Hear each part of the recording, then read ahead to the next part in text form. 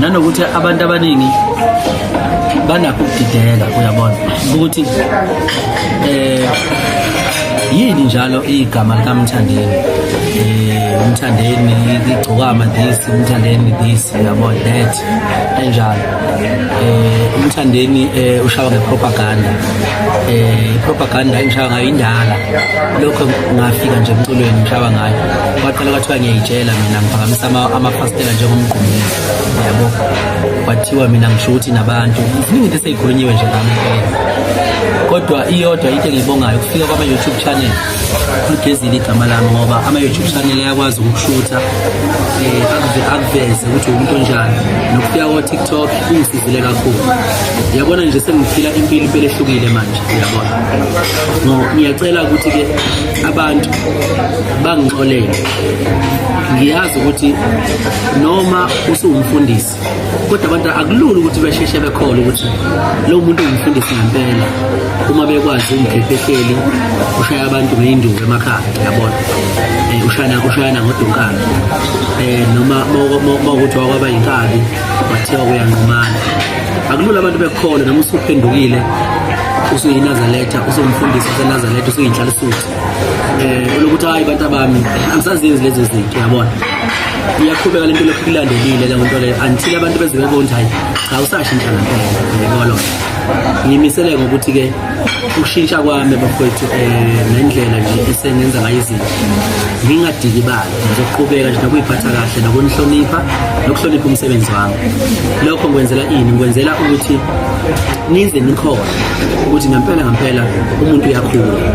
nawe lapho khona enkingeni noma mosaxawe igazi lomtsizo lokuba musha uyohamba mushintsha futhi nani lapha emakhaya nina ningabazali nizela izingane ngicela nazi ukuthi ingane yakho noma ingahlupha manje ukuthi uyashayana noma kuthiwa iyini yabona kodwa ngenzeka ngelila uNkulunkulu akukhumbule isijike ngomthandazo yakho nami ke imthandazo kaMama Mashande ethandazela ukuthi ngibe ingane enhle njengale ngane ayikhulisa angikhulisa ngiyona imthandazo yomuntu mengasekho emhlabeni uNkulunkulu uyayiapprove yonke ngicabanga ukuthi ngithanda imikhuleko nemthandazo kaMama uNkulunkulu useapprove yonke ngoba vele akasokuphila angikhulekele sengiyoyikhulekela mina uJehova ngicela ngicelayo so ke imthandazo kaMama iphendulekile sengiyile ngane ayifuna ukuthi ngibe yona ngumculi ngiyacula umuntu onamancoko la ngiphila khona ngihleze ngijashulwe anginasitha ngisenalo lento lezinto okuthiwa zimbanga ma khona nje umuntu uthi imbanga yami bafowethu cha ngiyixolisa anomtshela nje ukuthi cha Nkosi yami uyayiqokela ukuthi wabantu noma usisi wabantu uyabona uyayiqokela anginambala akekho umuntu engikhompyuthana ngiyiphilela impilo yami ma ungibona ngigqoka isicathulo esibomvu namhlanje ungahamba uthi isicathulo sami esibomvu uyosiqhathanisa nesicathulo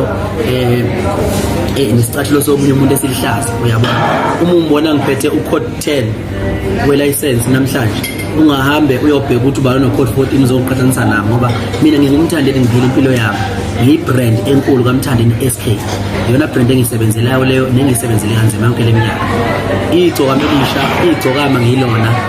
kodwa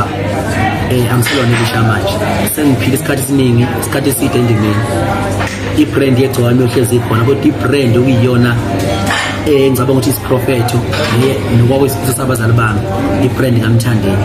umama lesikhathi ngifike emhlabeni kunosisi bami abadala odadewethu ababethanda ukuyovakasha lapho kunengane khona encane ingane engekho ekhaya ngoba umama wayengaseyimisela ukuthola umntwana kanti akazi ukuthi usazozikhalakade wathi mayithola mina umama wathi ke sengitholile sengilethele senginithengeleke umntwana omusha ngaqhamuka ngiyibhulu ke lapha ngimhlophe ekhaya badaki abafowethu ngaqhamuka ngahluka ngedwa yabo ngazalwa ngembethe ngiphethe yonke inhlanhla wathi umama nansi ingane sikhona ke ithandeni ke lengane so lo umama ngoba athi ithandeni lengane kwaba isiprofetho somzalo ukuthi mina ngithanda. Ingakho ngiyothandwa mina ngezinyozi ngiyongena egodini ngoba kwa-approve umama ongizalayo mhlazane engithola wathi ithandeni lengane. Okwesibili, umama wami lesikhathi ekhetha mina wathi mayengikhetha umama wayekade egula kakhulu ngoba wonke umzali osuke ethwele esibelethweni sakho osuke ethwele ingane ezoba into enkulu ezweni uyagula, uphathwa izifo eziningi, omunye avuvala inyawo, omunye akabe uphathwa yikhanda, omunye yabona ayibhonqa usuke ethwele upresident lo muntu noma usuke ethwele iqhawe, amaqhawe njengathi njengoba singumshophi inkani waba nekhanda noma ngabe imuphi umuntu oyiqhawe mongambuza umama ozale iqhawe ukuthi wayizizwa kanjani mhlazane ezithwele. Namanje kubantu abakhulelwe njengamanje umuntu ogula kakhulu kufanele nazi ukuthi hayi ingane isuke ezeyizala, inkinga usathane uqala uyi-attack ingane seyihlumi esisibelethweni sikanina.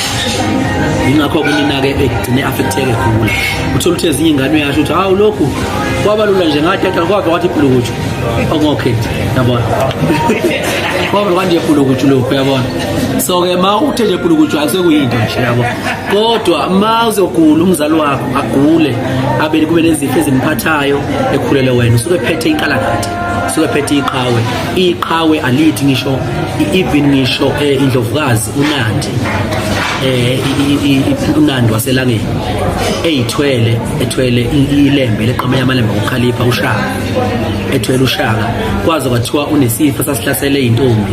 okwakuthiwa yishaka, wathi uphethwe yishaka ngoba khona isifo sasifikile esasihlasela intombi zikhuphuma lesisu kuthiwa yishaka lela nalo. Ingakho waqhamuka uShaka esewuShaka, ingoba vele noma kanjani uzogula umzali noma umama noma umuntu wesifazane mayithwele iqhawe esibelethweni sakhe noma umama wayegula wasethola mina inkalakatha, saqala kanjalo-ke inkinga ezweni.